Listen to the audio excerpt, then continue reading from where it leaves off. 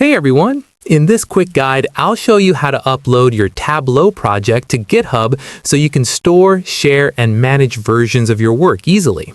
First, make sure your Tableau file is saved on your computer. It can be a normal workbook file with the TWB extension or a packaged workbook with the TWBX extension that includes the data. Next, open your web browser and go to GitHub. Sign into your account, then click the New Repository button. Give your repository a name, add an optional description, choose whether it will be public or private, and click Create Repository. After the repository is created, you'll see an option to upload files.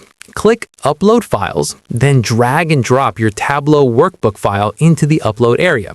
You can also click Choose Your Files and select the file from your computer. Once the file finishes uploading, scroll down to the Commit section. Add a short message like Upload Tableau Dashboard Project, then click Commit Changes. Your Tableau project is now stored in the repository. If you plan to update the dashboard later, simply upload the new version of the workbook and commit the changes again. This keeps a full version history of your Tableau work inside GitHub. And that's it. You now know how to upload and manage a Tableau project using version control on GitHub.